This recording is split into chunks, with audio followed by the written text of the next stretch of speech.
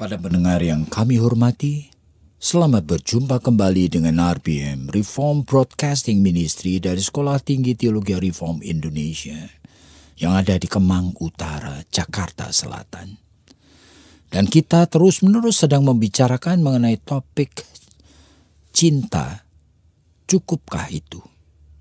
Jadi suatu topik yang saya percaya sekali masing-masing orang itu bisa membicarakan dari aspek yang berbeda-beda, dari angle yang berbeda-beda. Oleh karena cinta itu sendiri itu merupakan sesuatu realita yang misterius sekali sebetulnya kehadirannya. Yang lalu kita sudah bicarakan mengenai realita bahwa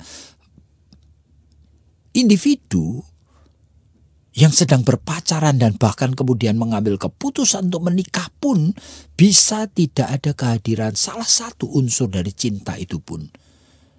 Baik eros sudah tidak ada, intimasi juga tidak ada, komitmen dan decision juga tidak ada, dan tetapi mereka tetap menikah hanya oleh karena menyelamatkan muka. Kadang-kadang sudah kelewat cerita ke sana kemari, kadang-kadang hanya oleh karena keinginan untuk melihat dalam keluarga ada yang menikah. Oleh karena anak-anaknya 4-5 perempuan semua, belum ada yang menikah. Aduh. Banyak orang tua yang begitu gelisah dan melihat meskipun pacaran anaknya berlepotan dengan masalah dan anaknya mengakui bahwa dia tidak ada cinta lagi dengan laki-laki itu.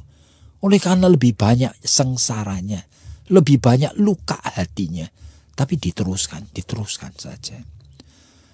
Dan jikalau kita bicara, lalu orang bertanya, ya, kelanjutan daripada pernikahan yang seperti ini, yang 99% itu bisa diprediksi tidak bahagia. Tapi aneh sekali, bahwa kehadiran cinta yang wujudnya itu aneh, yaitu wujudnya pengharapan, pemenuhan kebutuhan pribadi. Barangkali kebutuhan itu hanya muka, ya kan? Kebutuhan pribadi itu hanya perasaan bangga karena sudah bisa mantu atau sudah bisa betul-betul menikah. Kebutuhan pribadi itu barangkali hanya status bahwa saya itu bukan lajang lagi, tapi orang yang sudah menikah. Barangkali kebutuhan pribadi itu tanda petik, bahkan pada saat menikah dia tidak punya, tidak sadari. Tetapi sama seperti yang saya katakan, di tengah perjalanan pergaulan hubungan dengan suaminya nanti, meskipun diwarnai dengan begitu banyak masalah, tapi mau berbicara mengenai seks itu kan insting. Sehingga kadang-kadang meskipun juga tidak saling mencinta, kadang-kadang muncul 1 bulan 1 kali keinginan hubungan seks dengan istri atau dengan suaminya yang dia tidak cinta itu. Dan jadilah anak. Dan anehnya, kehadiran daripada anak mengubah banyak. Saya menyaksikan dengan mata kepala sendiri betapa orang-orang yang kehidupannya tidak saling mencinta, ternyata begitu lahir anak, mereka itu terpaksa memasuki suatu fase hidup yang berbeda, di mana mereka melihat ada kehadiran manusia lain yang ternyata entah kenapa menyentuh akan hati nuraninya. Ya bisa lari ke sana kemari, berceloteh layaknya anak yang lain. Minta ini, minta itu, minta digendong dan sebagainya. Sudah membuat orang tua yang tadinya tidak saling mencinta itu, suami istri tidak saling mencinta, kemudian mulai merasakan bahwa hidup ini ada hal yang dinikmati, yang disukai. yang entah kenapa kemudian membuat mereka itu pun mulai berkomunikasi. Suami istri yang tadinya saling tidak mencinta itu, sekarang itu bisa berbicara mengenai mengajak anaknya keluar ke toko, beli mainan, membelikan pakaian untuk anaknya, menemani anaknya bermain. Ajaib sekali. Jadi cinta meskipun natural ini, itu seringkali itu mempunyai kekuatan untuk mengubah hidup yang jelek menjadi baik. Jadi kita akan dengar sekarang apa yang Ibu Esther mau katakan. Ya Pak, tapi kenyataannya kalau memang pasangan ini sudah bermasalah, kehadiran anak kan tidak bisa lalu membuat mereka itu jadi baikan lagi gitu. Tapi justru apakah bukan lalu menambah masalah? Walaupun pada mulanya kemungkinan besar ya mereka masih suka, kemungkinan besar mereka juga kok lucu juga begitu ya. Tapi justru nantinya kalau dulunya itu sudah sering sekali bertengkar, apakah bukan setelah anak ini lahir kemudian muncul juga di dalam pikiran itu, waduh, cara membesarkan itu juga berbeda, cara mendidik itu juga berbeda. Nah, sehingga bukannya mereka itu lalu menjadi satu begitu ya di dalam mendidik membesarkan anak, tapi apakah bukan lalu menjadi pertengkaran itu menjadi lebih hebat lagi? Jadi tergantung daripada orangnya. Jadi dua orang yang tidak saling mencinta tadi tetap juga ada kemungkinan masing-masing atau keduanya punya hati nurani yang hidup, yang related, yang berkaitan dengan yang disebut dalam psikologi itu encoding, strategi khusus. Nah, misalnya yang laki-laki itu kemudian memang encoding strategi dari jiwanya itu tersentuh, itu ya, kasihan. Lalu dari kasihan lahirlah cinta. Itu jikalau ada kehadiran bayi kecil, anak kecil. Nah, ini menjadi masalah, saudara.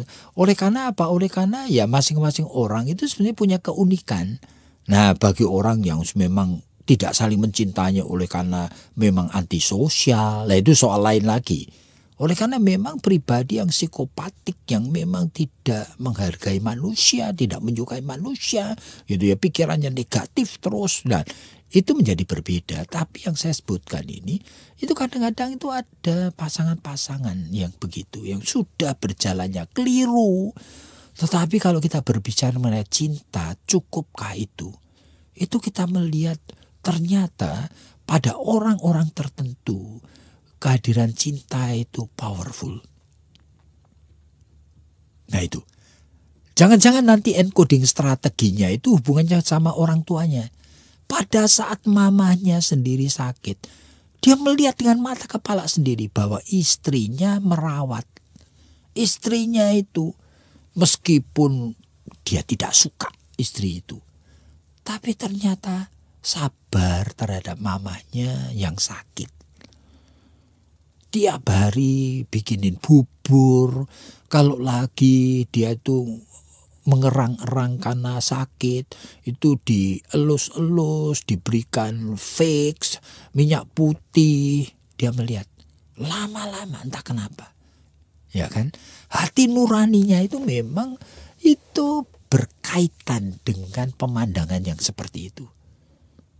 Tergetar dia, lalu mulai kasihan sama istrinya. Pak, apakah itu ada hubungannya atau tidak? Kalau untuk anak-anak Tuhan, kan kalau hati nurani tersentuh, itu kan artinya juga Tuhan itu bekerja melalui Roh Kudus yang menginsyafkan, yang menegur. Apa bukan begitu toh Pak? Tidak selalu. Oleh karena hati nurani itu sebetulnya natural thing. Itu part daripada the internal life daripada manusia. Yang sebetulnya ajaib sekali. Jadi sebenarnya ada banyak orang hati nuraninya itu masih hidup dengan baik. Sehingga tidak heran bahwa orang-orang di luar Kristus pun bisa saling mencintai suami istri itu dengan dalam, dengan baik. Nah, cuma sekali lagi kita harus waspada. Kalau di luar Kristus, tujuan pernikahan yang Allah tetapkan melalui Alkitab mereka tidak kenal. Cuma hal mereka itu untuk mencintai, menghadirkan hal yang baik untuk pasangannya. Memberikan yang baik dengan keberanian mengorbankan diri. Itu orang-orang yang memang struktur jiwanya itu matang dan sehat. Itu bisa. Sehingga tidak heran kita bertemu dengan keluarga-keluarga yang baik di luar Kristus.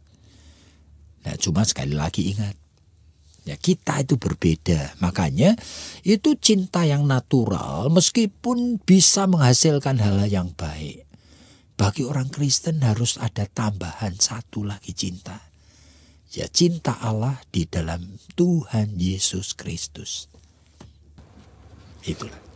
Jadi kalau begitu Pak, sebetulnya di dalam kehidupan anak-anak Tuhan, sebetulnya itu kan ada plusnya itu bukan cuma satu begitu. Tetapi plusnya itu kan sebetulnya banyak ya Pak. Oleh karena apa? Cinta natural yang kita punya itu kan ditambah lagi dengan cinta yang yang diberikan dengan cuma-cuma oleh Tuhan kepada kita gitu loh. Sehingga kita itu kan sebetulnya juga mampu misalnya melawan egoisme yang ada di dalam hati kita, melawan sebetulnya hal-hal yang tidak baik begitu, hal-hal yang kita itu sebetulnya tidak pantas kita itu untuk lakukan. Itu kan sebetulnya kita, apakah bukan kita itu lalu kemudian menjadi lebih punya power, kita lebih punya inisiatif, kita lebih punya pilihan begitu untuk melakukan yang baik. Iya. Bukan seperti Makanya itu? justru itu yang namanya privilege. Itu artinya hak istimewa yang Allah berikan untuk anak-anaknya. Hak istimewa yang Allah berikan untuk orang percaya, orang Kristen ini. Nah, seharusnya hak istimewa tersebut diterima dengan pengucapan syukur. Oleh karena apa? Itu yang akan membuat setiap orang percaya sebetulnya mempunyai kekuatan dan kuasa, mempunyai wisdom, kebijaksanaan untuk bisa hidup benar, bukan hanya di hadapan sesama manusia, tapi yang terutama di hadapan Allah yang hidup. Jadi kalau begitu Pak, sebetulnya tuh apa sih? Kalau tadi tuh kan dari kemarin, dari sesi-sesi yang sebelumnya, kita tuh juga sudah membicarakan. Kenapa kalau betul Tuhan tuh tadi memberikan kepada kita itu privilege tambahan, hak istimewa tambahan, sampai kita itu punya bijaksana, kita juga punya kuasa. Kan itu termasuk kuasa kebijaksanaan pada saat kita memilih teman hidup ini loh. Apa bukan itu toh? Kalau permulaannya tapi Tuhan itu kan tidak ikut campur di dalam detail hidup manusia. Oleh karena apa? Oleh karena detail hidup manusia, itu manusia harus bertanggung jawab sesuai dengan berbagai hukum. Memang betul Pak. Tapi kalau kita itu mau dalam tahapan-tahapan berpacaran itu misalnya pada saat kita berkenalan, pada saat kita mau masuk di dalam dating, di dalam berpacaran itu sendiri, lalu kemudian memutuskan apakah betul menikah atau tidak menikah, itu kan kita juga bisa minta pimpinan dan bijaksana dari Tuhan. Tapi yang tadi ataupun beberapa sesi yang lalu kita bicarakan, kayaknya kalau kita sudah salah, kenapa kok salahnya itu makin lama makin dalam sampai memutuskan menikah pun keliru gitu loh Pak. Itu pertanyaan itu saya. merupakan kompleksnya daripada struktur jiwa manusia. Oleh karena struktur jiwa manusia itu masing-masing ada keunikannya sendiri. Jadi ada area-area di dalam jiwa manusia yang hilang. Misalnya rasa mempercayai orang, trust itu. Nah, sehingga selalu mempunyai pikirannya sendiri. Dan selalu mempunyai suatu kecurigaan bahwa pikiran dari pacarnya itu jangan-jangan ini, jangan-jangan itu. Kurang ini, kurang itu gitu ya. Pasti ada kemauan tersembunyi yang belum dikatakan. Nah, jadi pribadi dengan struktur seperti itu dengan sendirinya itu diombang-ambingkan oleh ketidakpastian di dalam mensikapi akan hidup ini. Belum lagi aspek-aspek yang lain seperti inisiatif gitu ya. Banyak orang itu kalau menunggu, bahkan nantinya itu nanti di dalam rumah itu kalau tidak sampai disuruh oleh istrinya gitu, dia tidak melakukan apa-apa. Dia tidak peduli kalau piring menumpuk kotor belum dicuci dan melihat istrinya sedang setengah mati sibuknya di dalam bagian yang lain. Tidak peduli saja. Dia terus cuma nonton TV aja. Oleh karena apa? Sense of inisiatifnya lemah. Lalu bagaimana? Jadi dia selalu mau take for granted. Dia selalu mau ngapain? Mengharapkan orang lain gitu loh. Dia tidak mau dirinya sendiri itu. Padahal kalau mau dia melakukan, gampang sekali dan bisa. Dia tinggal bangkit dari tempat duduknya, dia langsung pergi ke tempat sink untuk nyuci piring. Iya, lakukan aja. Barangkali cuma seperempat jam selesai semuanya. Tetapi just tidak mau aja. Nah ini persoalannya. Jadi kalau begitu Pak, ternyata tadi Tuhan itu sudah menyediakan anugerahnya. Manusia juga belum tentu bisa pakai gitu ya Pak. Oleh karena anugerah itu tidak otomatis mengubah manusia. Anugerah itu disediakan. Makanya Tuhan memberikan juga bahkan di samping anugerah yang besar keselamatan yang namanya kasih karunia itu kehadiran Roh Kudus bersamaan. Yang rela menolong loh. Yang rela mengingatkan, yang rela mendidik, rela sabar, tidak pernah ada habis-habisnya mengingatkan kita. Tapi tetap juga manusia itu sebetulnya di dalam kebebasan memilih. Dia lebih menyukai memilih yang berlawanan, memilih yang memuaskan natur dosanya. Selalu begitu. Nah itu yang kita perlu waspadai. Oleh karena apa? Memang selama hidup kita masih seperti ini, itu sebetulnya justru iman itu merupakan sesuatu bukti di mana kita itu menghadirkan apa yang menjadi pengharapan yang Tuhan taruh di dalam hati kita. Jadi iman itu dasar, tapi iman itu juga bukti dari apa yang kita itu belum lihat. Jadi seharusnya kita mengimani.